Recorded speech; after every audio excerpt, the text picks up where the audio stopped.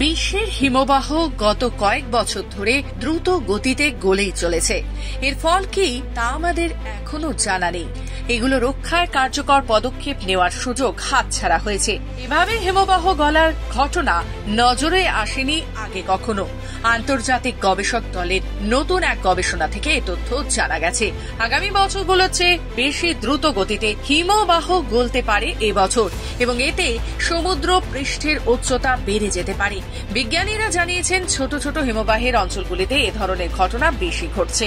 এমনটা যদি চলতে থাকে হয়তো এসব হিমবাহের অস্তিত্ব হারিয়ে যাবে এবং সমুদ্র পৃষ্ঠের উচ্চতা বৃদ্ধির মতো পরিস্থিতির মুখোমুখি হতে হবে। হিমবাহের ক্ষয়ক্ষতির কারণে মধ্য এশিয়া ও মধ্য আন্দেজ অঞ্চলে মিষ্টি জল সরবরাহের ওপর প্রভাবও পড়ছে। হিমবাহগুলি গলতে শুরু করছে প্রায় 5%।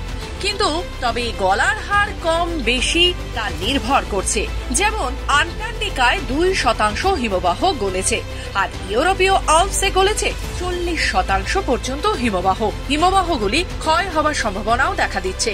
বিজ্ঞানীরা বলছেন প্রতি বছর গড়ে 27,300 কোটি টন বরফ গলেছে, যা বিশ্ববাসীর 30 বছরের ব্যবহার করা জলের পরিমাণের সমান। গবেষকেরা জানিয়েছে হিমবাহগুলো গলনের হার আগের চেয়ে বেশি বাড়ছে। তবে নতুন ভাবে গবেষণা করার পর দেখা যাচ্ছে 2000 থেকে 2023 সালের মধ্যে গ্রিনল্যান্ড ও আন্টার্কটিকা বাদ দিয়ে বিশ্বজুড়ে হিমবাহগুলো বছরে গড়ে 270 বিলিয়ন টন বরফ হারিয়েছে। তাই ভবিষ্যতে কিভাবে পরিবর্তন হবে তা কারো জানা নেই। বিজ্ঞানীরা এ বিষয়ে খতিয়ে দেখছেন। বিজ্ঞানীরা আরও বলেছেন বিশ্বের হিমবাহগুলো বাঁচাতে গ্রিন হাউস গ্যাসের নির্গমন কমাতে হবে।